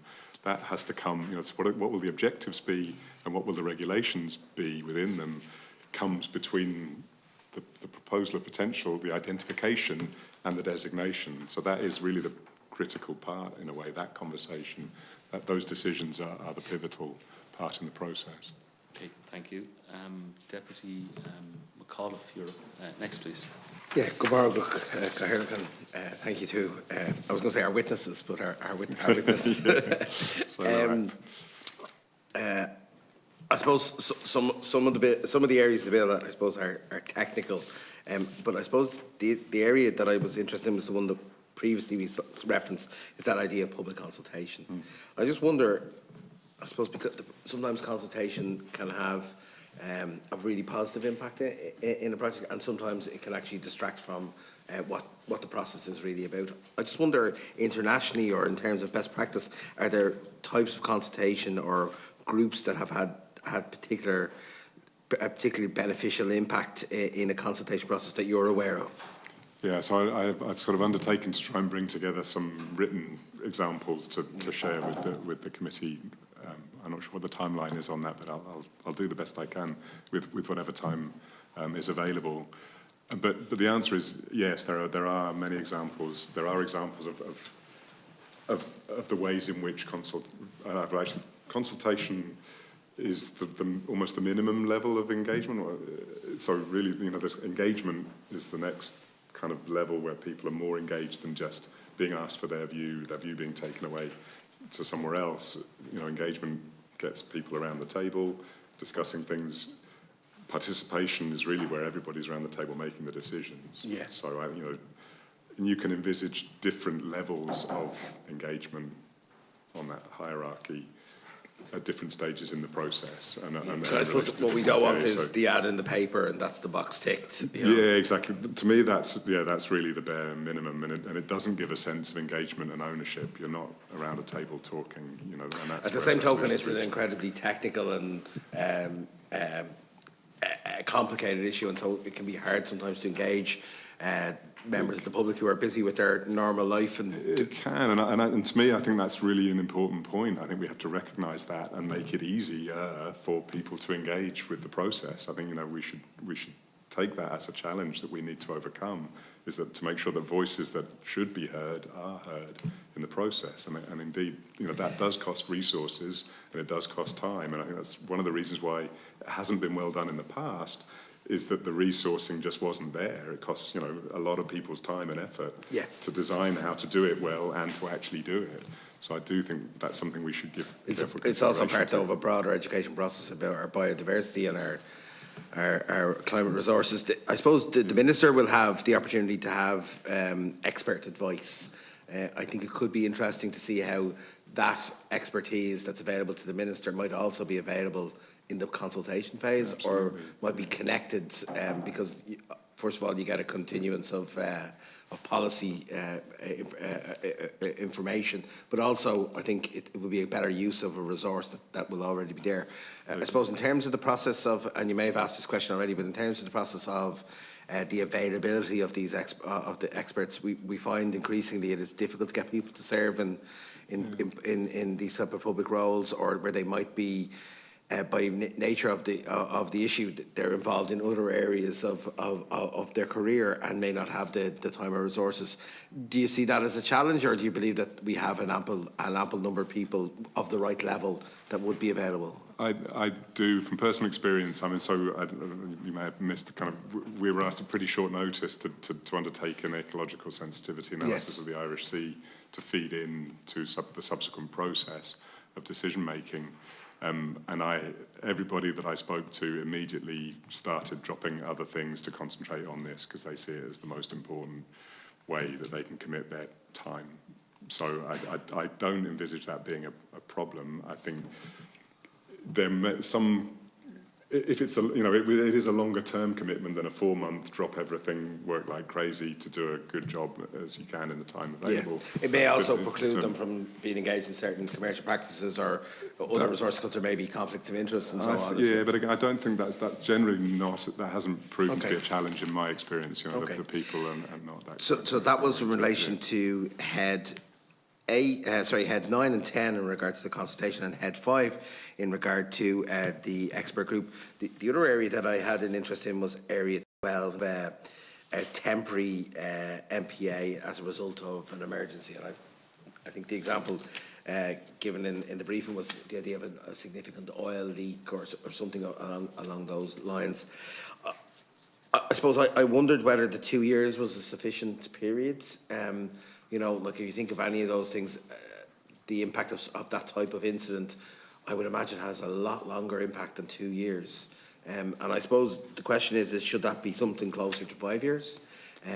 And the idea of the Minister being able to sort of temporarily designate those MPAs, I suppose you would want to have controls as well in place, because you know a Minister going rogue either. And I just, if you had any views on that, Yeah, I looked at that quite closely as well, and I thought, well, it's 2 years, but with a provision to allow for another 2 years, which seemed to me to be a reasonably sensible time frame for that. And the question is, though, is the 2 years ever going to be sufficient? I think for some things it might be. Yeah, I think one of the other kind of situations that struck me that you might apply that is if there's a particular upsurge of an invasive species that's threatening a native habitat. And I think you could undertake an intensive campaign in 2 years to try to rectify that, and you could get a significant way down the track, and with the option to have another 2 years, that would get you where you want to be. And I can understand why it might have been held at 2 rather than being longer, as it's a non-trivial. It's a significant thing to be able to do at short notice, I guess. So I suppose the last point is a bigger point, and I don't expect you to have an answer. I suppose we are starting now to harness the resources that are available to us in terms of wind energy, offshore wind energy. And so inevitably when you bring human activity into a natural environment, you cause disruption, and we'll never mitigate that completely. And yet the hugely positive benefits of offshore wind and how it will allow human activity not to cause an impact, I suppose we're probably going to have to build in some level of compromise here in terms of the impact that we have on the marine area. And that will be a challenge, I think, for many people. But I think it's a bigger challenge we have to grasp, because we're going to inevitably have to impact the balance that exists in these areas, because the alternative is to have a far greater imbalance on land than elsewhere. No, I completely agree, and I think that's exactly the kind of dialogue that needs to take place, is where do those compromises lie? And one of the kind of areas in which it is addressed, perhaps, is this. You may have seen, the phrase OECMs, or other effective conservation measures, and wind farms potentially fall into that category, where they provide some incidental benefit to some aspects of biodiversity. So I think this is a hotly debated concept and topic internationally. It's just taking shape now. So, and I think one of the things, Chair, probably we will see is that often people who were previously on the same side on these issues actually may have very different views on it. And I think that's something we have to reflect both in the consultation and in the expert panel, and in the broader debate on the subject. But thank you for being with us today. thank you.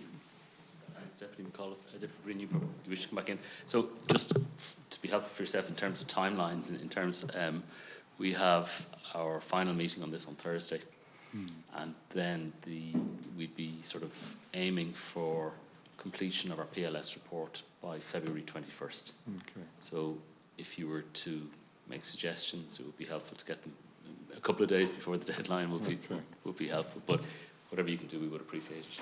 And, thank you for that. Deputy O'Brien, you wish to come back in. Thanks, Chair, and Tasman, again, thank you very much. It's a really helpful session. A few follow-up questions. So, Head 6, Section 4, talks about the Minister shall, to the extent possible and appropriate, aim to designate up to 10% of the maritime area as marine protected areas as soon as practical after the commencement of the Act, and up to 30% of the maritime area as protected areas by 2030. When we had the department in, a number of us were saying that language is a bit soft. First of all, because we were meant to have 10% designated by 2020.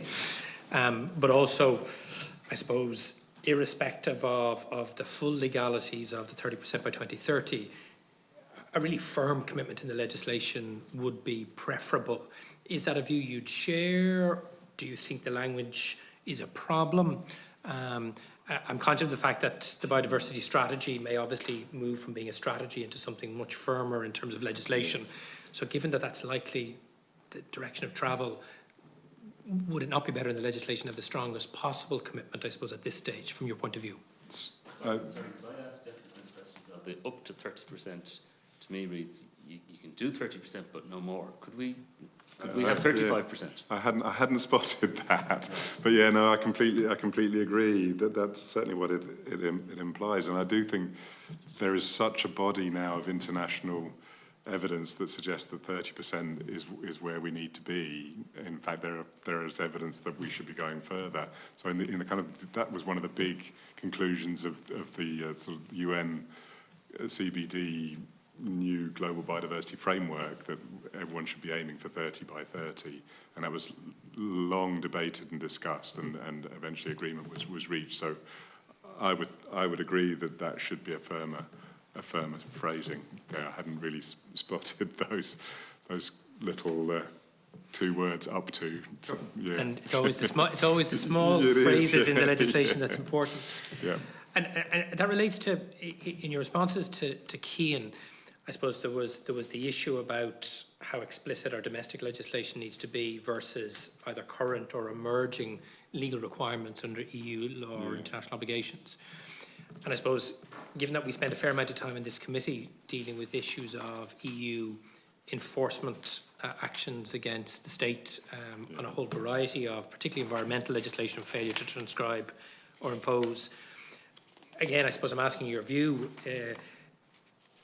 Do you think it would be helpful that the legislation should be as explicit as possible? So even though things might be required under international or European law, the more explicit the legislation is here, then the greater clarity everybody has in terms of what this legislation is meant to achieve. I mean, do you think that would be helpful, or do you think if the international requirements are strong enough, we should be okay on the day? That's a really good question, and I admit when I saw that phrasing of the head about the international requirements, so it's under head 6, isn't it? So there's number 3 lists the kind of current international laws and treaties, but doesn't sort of say including, which to me, you know, I think there is something a little later that says that other policy frameworks and instruments should also influence the ocean policy statement. But I think it is very much a changing field. I think that balance between flexibility and specificity is a real challenge, obviously. So, I don't know, I guess things are changing in the way we think and approach marine protected areas. So I do think some provision for that review and adaptation and how we move forward makes sense. My understanding, again, I'm not a political scientist, but my understanding is that it's a pretty big process to change legislation as such, and there may never be another opportunity to do that, or not for 10 or 20 or 30 years. So to me, building in some flexibility to enable approaches to change as it becomes evident that they need to change, you know, that they're just not working. My leaning would be more towards that, building in that little bit of flexibility. But I do think, yeah, I agree with you in terms of the clarity that, you know, if you know, reading this as a citizen, you would want some sense of some of the harder, more serious points that are perhaps hidden behind the scenes, and there does seem to be quite a lot of ministerial power and discretion in this. Lots of may phrasing rather than shall phrasing struck me. That was, you know, it's the bane of our lives for some of us in this committee, but that's another day's crack. Just to go back then to the timelines, and I think your description of the timelines are kind of helpful in terms of, you know, in terms of the recommendations for the designations and the evidence base and the science within a year. So realistically speaking, you're looking at a kind of a 2 to 3 years plus in terms of the designation, especially if some prove controversial in the stakeholders. That's the way I'd see it, yeah. Given obviously that we're going to have significant advances in terms of the consents that have already been provided, and then ultimately the planning applications for offshore wind, and the East Coast is going to be the first place, is there a strong argument, or is it your understanding that that designation process will kind of deal with those areas where there could be the greatest changes because of, for example, large-scale offshore wind? Or do you think that's something that we should be aspiring to, so that, you know, we try and make sure we get into either those areas that need the greatest level of protection, i.e. they have the greatest level of biodiversity loss to date, or they could be at risk because of changes elsewhere in the economy and critical infrastructure that government is pursuing through other strategies, some of which, of course, are centrally related to climate change as well? Yeah, no, I do think that there should be some priority given, especially, you know, obviously wind farms are a classic situation where they're also to the benefit of the environment, you know, in other ways. So I think it's important that we do look strategically about where we need to make decisions most quickly and try to fast track them, but still to respect the process. I think you want to fast track them to the point where it becomes a completely top-down process, and the voices that need to be heard are not heard. So I think that's... And maybe the language is not to fast track, but to prioritise. Yeah, prioritise. Where the process needs to be done first. Definitely, yeah. And that relates to another comment you made earlier, which I thought it was really interesting, where some of the offshore activity, because it's much further away, there's a smaller number of actors, that might make the process, in one sense, a little bit easier because you have less people at the table. However, that also means the potential for things going wrong, either accidentally or for other reasons, could be greater. And the further away things are, or the deeper in the sea they are, the more difficult it is for a wider range of interests. So, in your view, how do we best protect that? Because it kind of relates to the question before, which is some of this offshore, and I think universally in this committee when we've been raising these issues, we all want the maximum level of renewable offshore energy, and we want the maximum possible protection for marine biodiversity and restoration of lost biodiversity. It's how you negotiate that. So in terms of that offshore, again, are you aware either of practice here in Ireland or internationally where they've kind of got some of that right, or where they've got some of it wrong, and we can kind of learn from their mistakes? I don't have examples off the top of my head, but again, I can try and look into that as part of the kind of submission that I do. So you're talking about kind of decisions that have been made in the offshore space that have been apparently simple, but have turned out to be less so, and there's been Yeah. negative consequences for that. Yeah, I can look into that and see if there are examples. Yeah, there's always that potential. And then I suppose the last kind of question I had then was, a lot of this is going to come down to resourcing. And I know you made very clear that the governance aspect of it isn't your area of expertise, but a lot of the science is. And obviously there's data being collected in terms of various academic institutes and the Marine Institute, etc. But from what you know kind of is out there, even the areas you're not an expert in, but you have a read of the scientific field and the data. What kind of level of resources are we going to need to ensure we can do a lot of the stuff? But see, when you had your optimistic reading of the bill at the start, and you're saying that's great because the bill will allow this, that and the other, there is a fair gap to go, isn't there, between where the baseline of our data and the professionals like yourselves working in those areas are today, and where ideally we'd like to be to have the most robust evidence base to underpin the designation process and the stakeholder engagement. And if there are agencies or third parties like universities that could do with additional resourcing, obviously I'm not going to ask you to put figures on it, but who needs more for us to get to where we need to from commencement of the legislation to the beginning of the stakeholder engagement?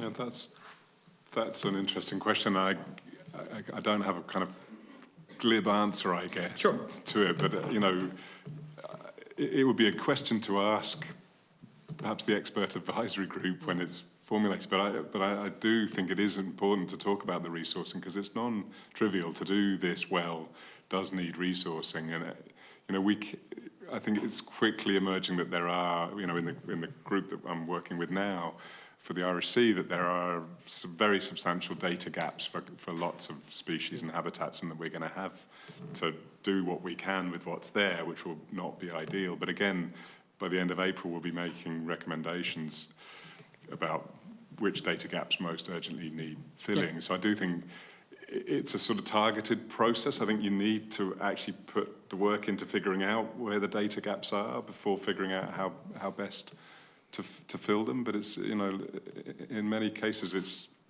basic data on where things are is going to be one of our... And not just one-off data, but then recurring data, because it's the monitoring change. And... Yeah, absolutely. Yeah, and there are techniques, you can do that more cost-effectively and more quickly and efficiently now than you could 20 years ago. So I think that it will be possible to collect a lot of that information.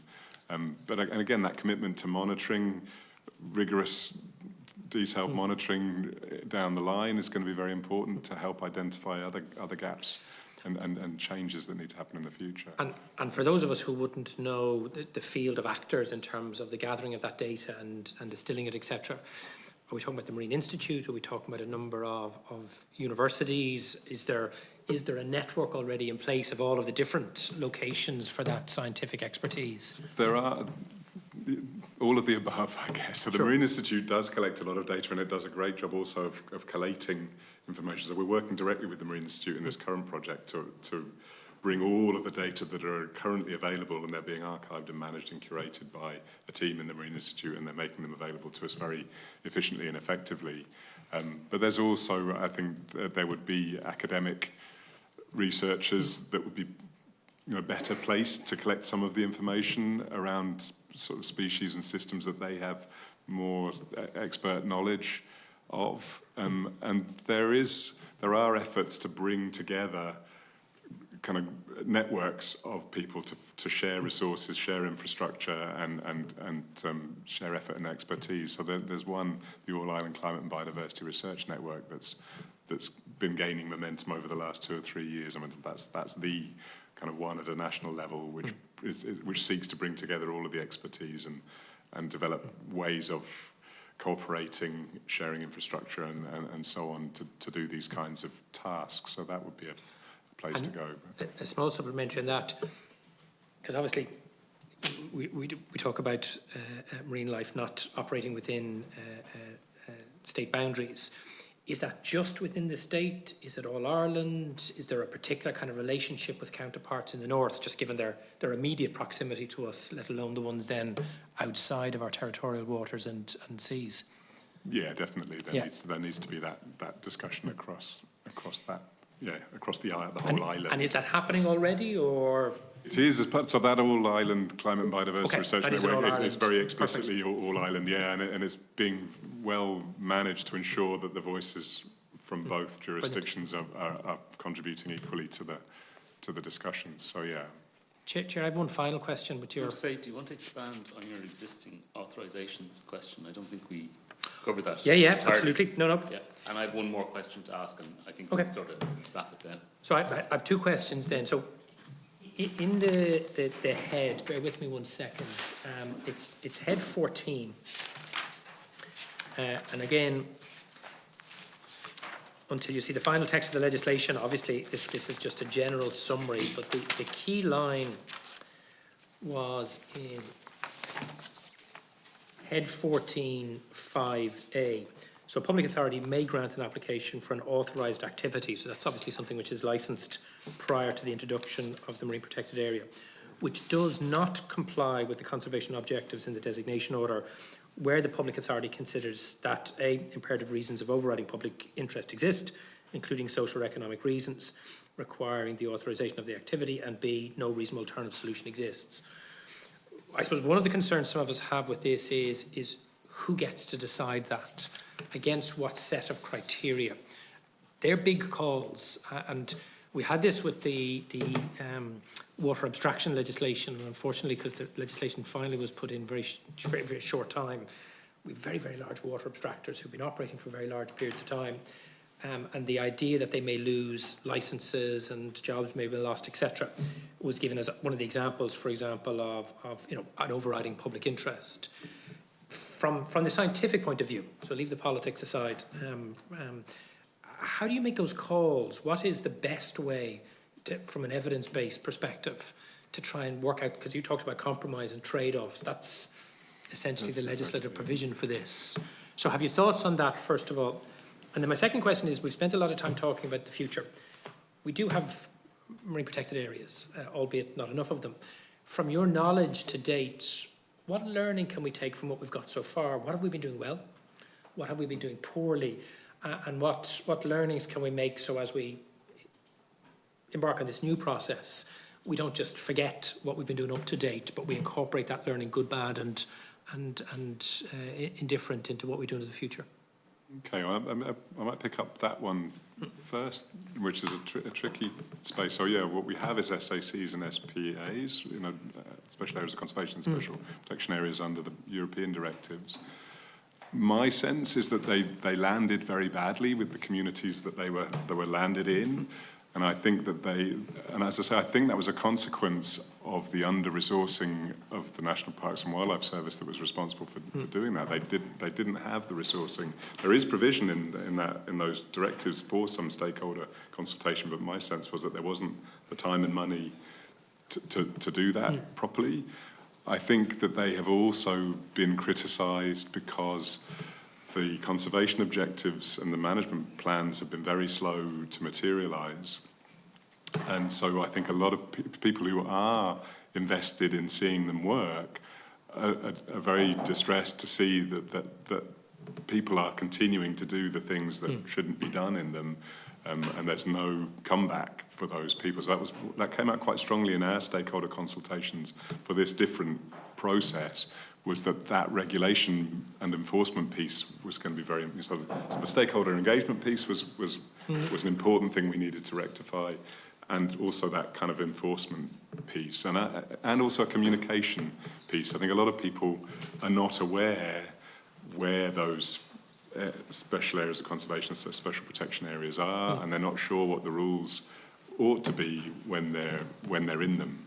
So I think those kind of three things are kind of the engagement in the process, the communication about what is there and why it's being protected and how it's being protected. Simple rules people wanted, skippers of fishing boats wanted to be able to know what they could and couldn't do as they moved through the waters with different kinds of designations. And people wanted there to be a meaningful enforcement that would really follow up on transgressions, which, serve no one well. If people are investing in it and trying to protect the environment, they're really not happy to see one person getting away with murder, shall we say, in that space. So those, to me, were the big lessons that came to us through that stakeholder engagement process. And just to interject, in our last meeting with the department, we did ask for them to kind of verbalise the enforcement agencies, and I was more confused after they were verbalised than before, because there was really just a large number of them. I saw that. That's before we got into the designation of the management authorities. So that is one area of concern, and I agree. I know it's not your area of expertise, but again, if you could even point our committee in the direction of somebody or something that has something interesting to say on that we can then go off and have a look at over the next week or two, that would be helpful. Thanks. Yeah, well, I will give you a couple of names perhaps to refer to on that. That was also in my notes that I'd kind of the word management authorities appears but is never really clearly defined. The minister is charged with identifying them, or I really wasn't sure at all what the management authorities were, whether they were existing bodies that have responsibility for different activities in the environment, or whether it was envisaged that there would be a new management authority for the marine protected areas themselves. And the answer we got from the officials, Stephen, correct me if I'm wrong, is while they might be existing bodies, these might be new functions to existing bodies. Okay, yeah. But all of the existing bodies that already had a licensing and enforcement responsibility would continue to have that as well.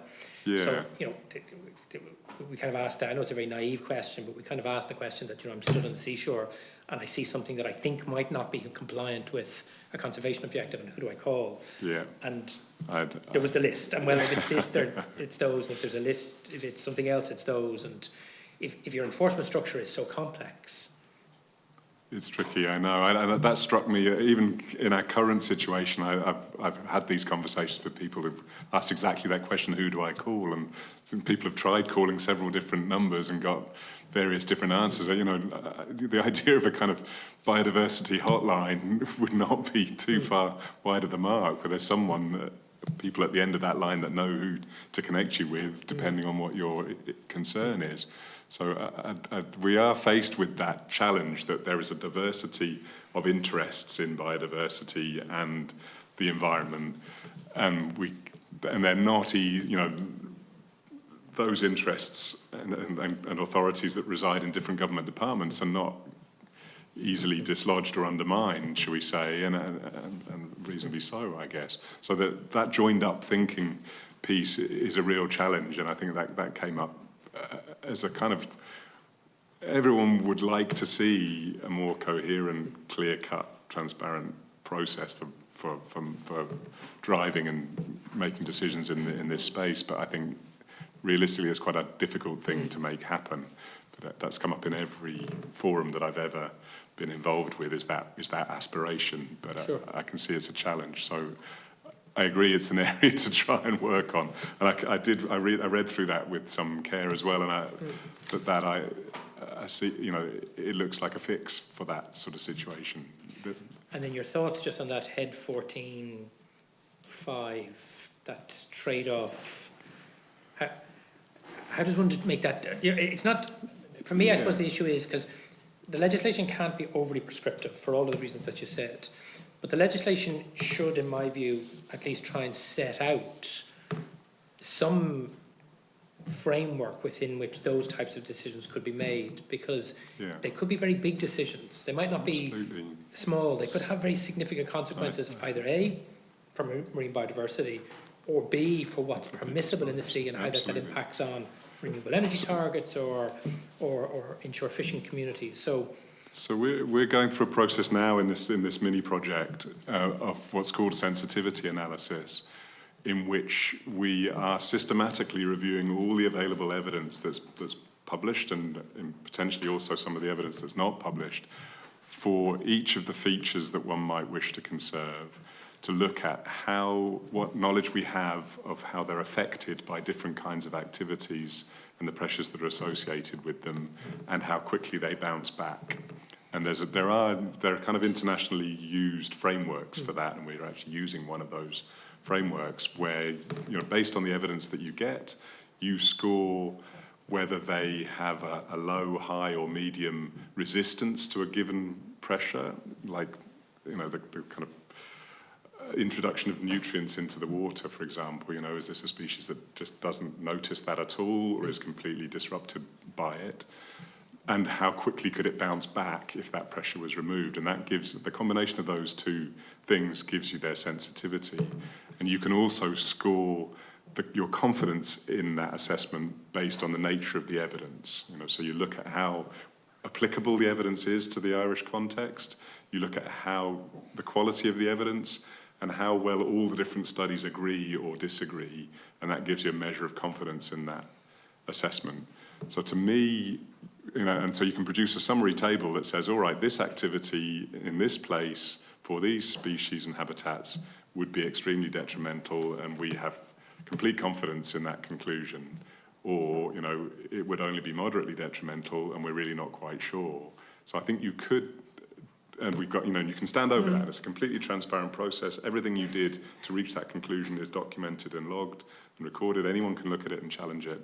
So you could set thresholds within a framework like that where you could say, okay, clearly, the evidence suggests that this activity is a damaging activity for this feature in this context, and it should be prevented. That's not the same as making the decision, but there is a basis there for the decision to be made. So let me just push it one step further, Chair, with your indulgence. So the challenge then is, so that transparent scientific exercise then identifies an area that clearly requires a high level of conservation activity. And yet, somebody somewhere may then say, okay, that's all very well, but there are imperative reasons of overriding public interests that require us to disregard that. Mm-hmm. That's, I suppose, the bit that legislatively is going to be quite tricky, especially in the context of different government departments that have different mandates and different pressures. Have you thoughts on that bit of the legislation? without dragging you into political considerations and just from the area of your own kind of scientific expertise? I mean, I think that is beyond the science in a way. Like, I've described exactly what the science can contribute, which is a clear knowledge base that says that this is going to cause problems. But the decision then about whether you say, all right, we know this is going to destroy this piece of the environment, but there is an overwhelming public interest, overriding public interest in that happening. That's a matter, like I say, so let me press you then, but and I am trying to keep within the science, because if, for example, a particular part of our marine environment is damaged to such an extent that a species goes extinct or we lose some key feature, that's not an isolated thing in and of itself. That can then have a knock-on effect and a knock-on effect. Yeah. So from a scientific point of view, I suppose, when we talk about reasons of overriding public interest, it's not just about does economic activity A go here, or does high levels of marine biodiversity conservation happen here? But if we go for this, scientifically, what's the longer term impacts of that? Because there is, when we talk to the NGOs, for the first time you start to see this tension between renewable energy and emissions reductions and biodiversity loss. And, you'll hear some people saying, we can't have one while sacrificing the other. There has to be robust ways of achieving both, accepting you can't keep everybody happy all of the time. No, so I agree. So I think that there's another sort of evidence base that could come to bear on that decision-making process, which is a detailed assessment of the socioeconomic and cultural positives and negatives of the situation. So I think that should also be there on the table when the discussions are being had.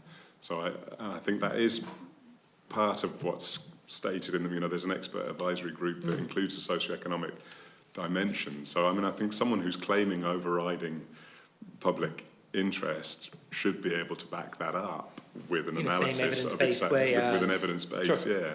So to me, that would, to my mind, those decisions are somebody's to make, but they should be making them with fullest possible comprehensive view of evidence that they can lay their hands on, rather than just a few anecdotal comments. There needs to be a proper, thorough evaluation of the consequences for the system and for society. Thanks for that. Thank you. I just have one or two questions, and apologies. I've been popping in and out of the meeting all day. And one thing I did hear you say, I suppose, excuse me, you discussed in your own statements about the need for MPA networks. How many would you expect there to be? How many MPAs or Yes, how many? Yeah. MPAs. I can't really answer that, I guess. One of the considerations with designing MPAs and MPA networks is the size of the MPAs, and that's part of the analysis that we're kind of engaged with, is to determine, for different species and different habitats, if you have too small an area designated, you could have lots and lots of very small MPAs. That may not be the best way forward. So it might be that a smaller number of larger MPAs is what you really need. But that will vary from feature to feature. So I can't really give a straight answer. I'm sorry to... No, you're fine. I suppose the point about it, is it possible that you would have an MPA within an MPA? Because of what you're talking about, if you understand my point. Yeah, most definitely. I would say that you could... And that's quite common practice, is to have an area that is designated as an MPA, but within it, there are sub-areas that are managed in different ways to allow different activities in this area, but not in this area for different reasons. That's very much a possibility, absolutely. And in terms of improving the legislation, I heard you talking about earlier on, from the general scheme, what do you think needs to happen now, I suppose, is there changes? You spoke earlier on about stakeholder engagement. Yeah. Like, if there was a couple of priorities for you to improve the legislation, I suppose, what advice or what would be your thoughts on it? Yeah, I mean, I guess we've covered quite a lot in the discussion, I guess. Yes, so the stakeholder side, and I made some more detailed notes about the stakeholder side in ways that I thought it could be woven in more strongly to the bill. So I'm happy to kind of send and share those. I've undertaken to do that. I guess we've been talking about that management authority question a little bit. I think some clarity on the nature of the management authorities seemed to me to be an important consideration. I'll just quickly check over my notes. My brain is slowing down a little at this stage.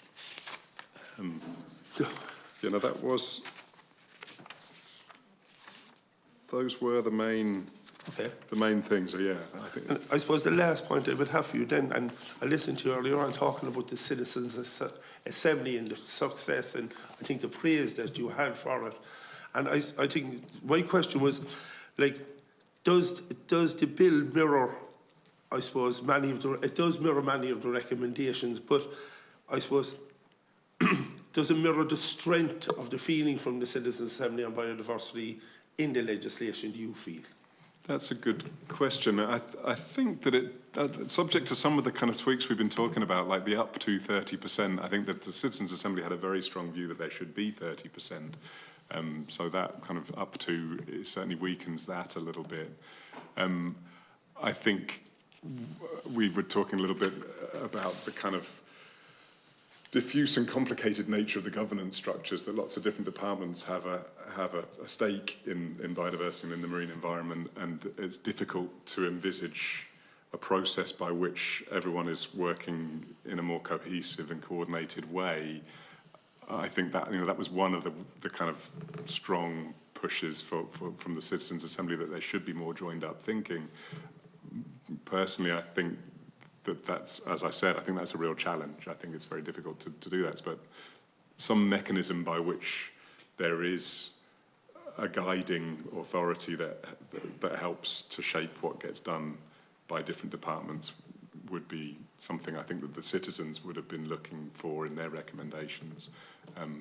And this, I think the bill goes some way towards that. I think, I can't remember if it was head 14, the existing authorisations, that there's a process there through which the minister is able to engage with the other departments that have a strong authority to change things in the marine environment. So I think that's where that is happening. You could argue that it's not happening strongly enough, but I think you could also argue that it's happening in a realistic and pragmatic way, given the system that we operate in. But I don't know which way I would fall in that discussion.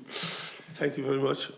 Owen? Yeah, so just I suppose one observation, and again, it was just an exchange we had with the department last week. Because if you take terrestrial planning, and I know it's not the same, but you know, we zone certain areas of activity to be, or we zone certain geographical areas where certain types of activity are permissible, right? But even where you have one planning enforcement body, which is our local authority, and even when everybody knows that there's a single form that you fill in, used to cost you 20 euros, it's now free and you can make a formal complaint. Planning enforcement is still a very, very slow and unsatisfactory process, and that's no criticism of our planning authorities. There's an article in one of the newspapers, or in one of the online journals today, saying that they reckon they need an extra 35% of staff just to deal with planning decisions and policy, let alone enforcement. So there are two bits to this. One is either having the maximum degree of cooperation between the existing entities or some streamlining. But also when somebody is responsible for enforcement, they need to have the capacity, the legal capacity, the resources to do that. And you know, the issue of the role of the Navy in the general scheme came up, and the Navy obviously have a very important role, but they're not known for their biodiversity and ecology expertise. You know, they're people like you and the Marine Institute. So how you make sure when the ship is out in the middle of the offshore and it's rocking up to some industrial operator, for example, to say, well, what's happening here, my friend? How that actually functions in the real world is going to be very clear. It's tricky. So I think for us, it's not just about who's to enforce, but what powers and resources and expertise they have, because we could design something in paper that looks very nice. If it's like our terrestrial planning enforcement, we're going to be battling that for decades to come. And I take from a little bit of what you said around the role of the National Parks and Wildlife Service and the SACs, etc. That wasn't something that was adequately addressed in the creation of that structure. And therefore we're going to have to look at that in this legislation. But that's just an observation for the record. No, I completely agree that the resourcing is the critical piece, and that doesn't really appear in the legislation as such. But again, that would have been a strong push from the Citizens' Assembly and from everybody that we spoke to, is that it needs to be adequately resourced to make it work. Otherwise, people put a lot of effort in to creating something that's wonderful in its aspiration, but it's very weak in its implementation. And that, as you say, that's been such a kind of common pattern, I think. So it would be fantastic if we could avoid that and that the proper resourcing is put in place. Okay. Well, Professor, I want to thank you for being here today. It was 2 hours of very heavy but very important contributions that you made, because this is a very important bill. So on behalf of the committee, I want to thank Professor Crowe for his participation today. And I just want to say to adjourn the meeting now until next meeting, Thursday at 9:30. Okay? Thank you very much indeed, and thanks for the opportunity to contribute. Very much appreciated. Thank you. Thank you.